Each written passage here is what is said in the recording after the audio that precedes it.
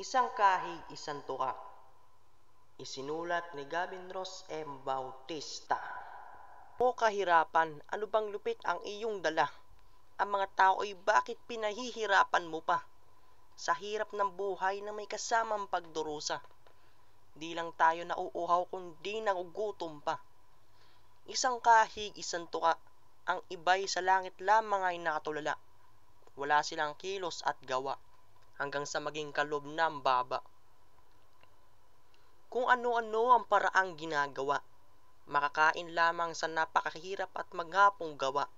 May mga tao na kapag talagang gipit na gipit, sa dulong patalim palagi ang kumakapit. Kay hirap mamuhay sa mundong ating kinatatayuan, lalo na kung puro ka lang higa at batugan. Sadyang napakalupit ng ating buhay.